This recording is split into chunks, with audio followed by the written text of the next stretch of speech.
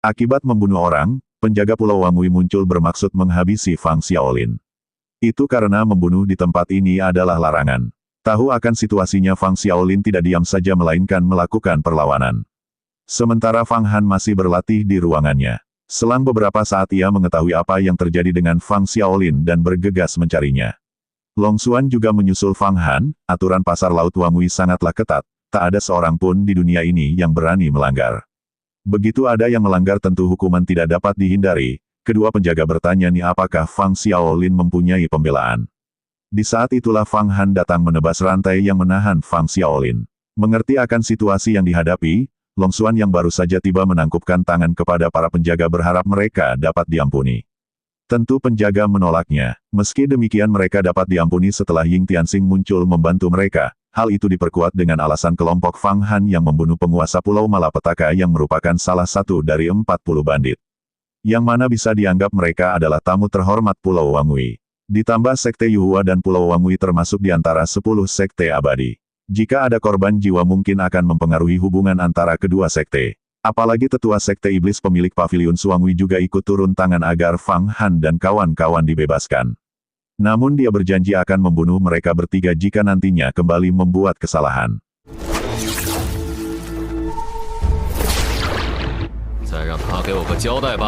Setelahnya Fang Han berusaha menyalurkan energinya pada Fang Xiaolin yang pingsan karena terluka. Ada dua orang yang diam-diam mengawasi mereka. Dua orang yang diketahui adalah penduduk Pulau Naga Barat ini bermaksud menemui Long Xuan. Mereka memanggil Long Xuan dengan sebutan Nona. Mereka juga berkata bahwa para tetua klan sangat mengkhawatirkan Nona muda. Mereka ingin Long Xuan ikut pergi pulang bersama mereka. Tiba-tiba saja Fang Xiaolin tersadar namun dia tidak dapat mengendalikan diri. Untungnya Fang Han mampu mengatasinya. Ia pun segera membawa Fang Xiaolin kembali. Long Xuan memberikan jimat penyembunyian diri untuk membantu mereka melarikan diri.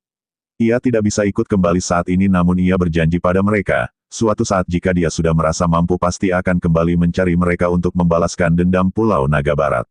Sesampainya di ruangan, Fang Xiaolin kembali sadar dan mengamuk meski hanya beberapa saat. Saat ini Fang Xiaolin bukan hanya terluka parah fisiknya melainkan juga mentalnya. Meski Fang Han sudah menyalurkan ki sejati Kaisar Kayu, dia masihlah perlu waktu untuk pulih sepenuhnya. Yang mana ini menyebabkan mereka harus tinggal lebih lama di pulau ini. Long Xuan khawatir Yao Dian dan kawan-kawannya akan segera tiba. Menanggapi hal itu, Fang Han tidak membuat rencana sama sekali melainkan hanya akan bertindak sesuai situasi nantinya. Diceritakanlah asal-usul Long Xuan yang merupakan klan manusia naga di Pulau Naga Barat Laut Selatan.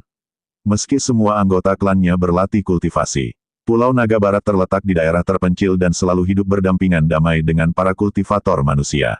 Namun Pulau Abadi Wangui, meski reputasinya sebagai sekte yang benar, menggunakan dalih membunuh iblis untuk melenyapkan para pembangkang di lautan luas. Memaksa kultivator luar untuk tunduk. Suatu hari Pulau Wangui tiba-tiba menyerang pulau itu, menuntut agar Pulau Naga Barat tunduk kepada mereka. Anggota klan tidak setuju jadi semuanya dibunuh. Bahkan garis keturunan naga mereka juga diambil. Mereka yang tidak mati dipenjara oleh Pulau Abadi Wangui. Lalu dijual sebagai budak di pasar laut Wangui. Long Xuan sendiri dilindungi oleh para tetua klan dan nyaris berhasil melarikan diri. Hanya setelah bertemu senior Jialan ia bisa bergabung dengan Sekte Yuhua. Suatu hari jika kultivasinya sudah cukup ia pasti akan balas dendam kepada Pulau Abadi Wangui. Fang Han juga bersedia membantu jika saat itu tiba. Di pagi buta, Long Xuan dan Fang Han berniat menarik kapal mereka yang sebelumnya Long Xuan lupa melakukannya. Di tengah jalan Fang Han membeli satu tusuk manisan yang sebelumnya dibeli oleh Fang Xiaolin.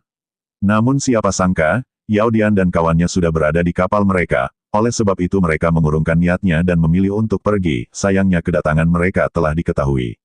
Kejar-kejaran pun dilakukan. Lagi-lagi Ying Tianxing muncul. Seakan kemunculannya memang untuk membantu Fang Han, tak ingin kehilangan kesempatan, Fang Han segera pergi menjauh. Tak lama Ying Tianxing juga pergi begitu saja, kini Fang Xiaolin sudah sadar. Namun mereka belum bisa lanjut berlayar mengingat Yao Dian dan dua lainnya sudah berada di sini. Tetua Sekte Iblis alias pemilik paviliun ingin menyampaikan sesuatu pada Fang Xiaolin. Tapi Fang Han meminta Haisan untuk menyampaikan hal itu pada dirinya saja, sayangnya tidak bisa dan harus bicara langsung dengan Fang Xiaolin. Fang Xiaolin akan menemui pemilik paviliun dalam 2 hari. Untuk berjaga-jaga, Long Xuan dan Fang Han akan kembali berlatih. Sebelum itu, Fang Han memberikan manisan yang dia beli untuk Fang Xiaolin. Hua Tiandu kini sudah tiba di Sekte Tai. ia mengutarakan tujuannya pada ketua sekte. Yang mana ingin menjalin kerja sama antara sekte Yuhua dan sekte Taiyi, ia juga memberikan hadiah yang hendak ia berikan pada Yan Suyi. Yang dimaksudkan untuk menjalin hubungan baik dengannya. Selain itu Hua Tiandu juga menawarkan diri untuk pergi menstabilkan situasi di Laut Selatan. Tentang itu ketua sekte meminta Hua Tiandu untuk tidak perlu khawatir. Sedikit demi sedikit Fang Han mengalami kemajuan dalam kultivasinya. Tidak lama lagi mungkin Fang Han akan mencapai tingkat ketiga alam avatar, sementara Long Xuan sepertinya juga sudah mencapai tingkat kedua alam avatar. Fang Xiaolin memutuskan untuk segera menyelesaikan masalahnya dengan Suang Wei dan akan menemuinya malam ini juga. Kedatangannya disambut oleh Suang Wei. Perhatian Fang Xiaolin langsung tertuju pada wewangian di ruangan tersebut, lalu Suang Wei memberikan minuman. Tak lain tak bukan, alasan Suang Wei meminta Fang Xiaolin menemuinya adalah karena lukisan naga Huangquan. Di sini Fang Xiaolin tidak berniat mengikuti kemauan Suang Wei dan malah memilih untuk menyerangnya diam-diam. Sayangnya dia terjatuh lemas seperti terkena racun. Itu disebabkan oleh wewangian yang menarik perhatian sebelumnya. Tanpa diduga Fang Han mengikuti Fang Xiaolin sampai ke sini. Ia diam-diam menyelinap, meski begitu kehadirannya masih disadari oleh Suang Wei. Fang Han pun masuk. Ia bertanya apa yang ingin dilakukan Suang Wei pada dirinya yang memiliki lukisan Huangquan. Selang beberapa saat, Fang Xiaolin kembali tak mampu mengendalikan dirinya dan menyerang Fang Han. Kemunculan Ying Tianxing membuat 3 murid sekte Taiyi kesal. Meski demikian itu tidak sepenuhnya hal buruk, jasa membunuh Ying Tianxing lebih tinggi dibandingkan mereka menyerahkan Samsara Ding, tapi mereka tentu tidak boleh melewatkan Samsara Ding. Pertarungan Fang Han menarik perhatian 3 murid sekte Taiyi untuk melihatnya. Fang Han hanya menghindar dan memancing Fang Xiaolin untuk bertarung di dermaga. Setelah berhasil menjatuhkan Fang Xiaolin, Fang Han lanjut menyerang Suang Wei. Merasa terancam, Suang Wei memanfaatkan Fang Xiaolin sebagai tameng lalu menyerang Fang Xiaolin hingga membuatnya pingsan. Yang mana itu membuat Fang Han tak bisa menahan amarahnya. Dari sini diketahui bahwa Haisan berada di dalam tempurung Suang Wei. Kali ini Fang Han menghadapi 2 orang yang saling bekerja sama. Kerjasama tersebut membuat Fang Han sulit membangun serangan. Di saat itulah Long Xuan datang menebas rantai yang membuat kerjasama mereka tidak dapat dilanjutkan. Sehingga dengan mudah Fang Han menghabisi Suang Wei. Tapi itu membuat kedua penjaga alias penghukum sebelumnya muncul. Segera mereka pun pergi dari tempat ini, melihat itu kedua penghukum tidak berniat mengejar. Melainkan ingin memanfaatkan sekte Taiyi dan akan mengambil keuntungan setelah mereka berhasil dihabisi. Meski telah tahu Fang Xiaolin pernah membocorkan rahasianya, Fang Han tetap membantunya memulihkan diri. Setelah apa yang mereka lalui selama ini, Fang Han percaya Fang Xiaolin tidak akan mencelakainya. Yan akan membantu memulihkan Fang Xiaolin dengan air Huangquan di dalam lukisan. Inilah alasan mengapa kedua penghukum tidak mengejar, itu karena Yao Dian telah meminta sekte agar Pulau Wangwi tidak ikut campur dalam masalah ini. Fang Han telah membunuh orang di Pulau Wangwi, ini bisa menjadi alasan sekte Taiyi memburu mereka. Ying Tianxing mengikuti mereka diam-diam dari belakang. Dengan cepat sekte Taiyi sudah menyusul Fang Han, Long Xuan segera menarik kembali kapal. Singa surgawi tunggangan murid sekte Taiyi menyerang secara terus-menerus. Dapat dilihat bahwa singa surgawi lebih kuat, harus memikirkan cara untuk mengalahkan mereka, karena jika seperti ini terus tenaga mereka akan habis. Kekuatan es Long Xuan pun tidak mampu mengurung singa surgawi ini, dengan adanya Samsara Ding mereka mampu mengimbangi kedua singa surgawi. Sayangnya Long Xuan terkena racun yang membuatnya kehilangan kendali atas Samsara Ding dan hanya Fang Han yang menahan gempuran dari singa surgawi. Mengamati situasinya, Fang Han memilih untuk menjauh lebih dulu. Fang Han memiliki rencana menggunakan nama Fang Qingsui untuk memancing Ying Tianxing muncul. Benar saja itu berhasil. Menurut rumor yang beredar Komandan Iblis Ying Tianxing memang tergila-gila pada Fang Qingsui dari Sekte Yuhua. Siapapun yang mengatakan hal buruk tentang Fang Qingsui, Komandan Iblis akan muncul memotong lidahnya. Dan sepertinya itu benar adanya setelah melihat kejadian ini, tahu bukan lawannya. 3 murid Sekte Taiyi menggunakan pil untuk meningkatkan kekuatan mereka, itulah sebabnya mengapa mereka sangat berani di hadapan Ying Tianxing. Mereka telah bersiap untuk itu, pertarungan pun terjadi. Ying Tianxing menyuruh Fang Han untuk kenyah karena mungkin hanya mengganggu.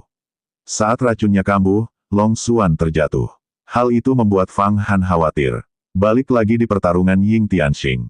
Meski kalah jumlah sepertinya Ying Tianxing lebih unggul. Ia mampu menjatuhkan musuhnya beberapa kali. Racun dalam diri Long Xuan akan terus menggerogoti organ dalamnya sampai mati. Oleh karena itu Fang Han memutuskan keluar dari Samsara Ding meminta penawarnya pada Yao Dian. Yao Dian dan 2 lainnya menjadi tak terlihat. Yang mana itu membuat Ying Tianxing kesulitan memprediksi dari mana arah serangan datang. Meski demikian itu tidak berlangsung lama. Setelah mengeluarkan pedangnya, Ying Tianxing mampu melihat gerakan mereka dan dapat menahan serangan mereka. Satu persatu pusaka dikeluarkan oleh Yao Dian. Tapi sayang belum cukup kuat untuk menjatuhkan Ying Tianxing. Dengan beberapa usaha akhirnya mereka mampu menyerang Ying Tianxing dengan serangan telak.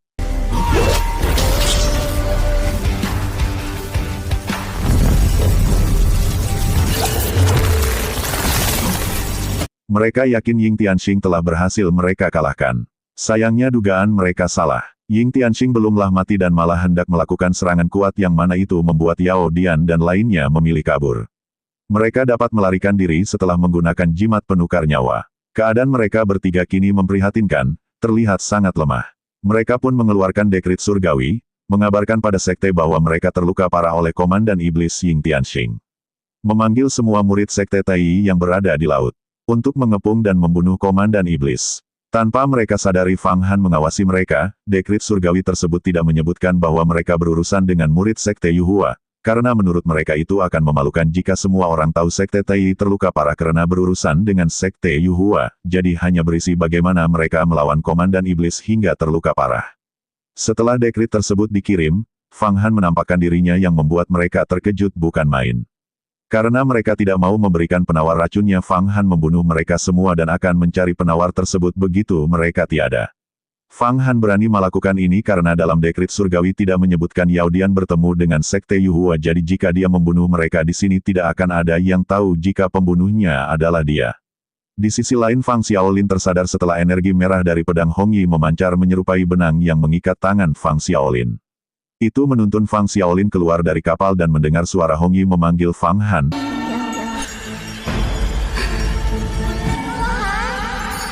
Di akhir season, Hua Tiandu bertemu dengan Yan Suyi. Yan Suyi berada di tingkat ke-10 alam avatar, ini dia orangnya.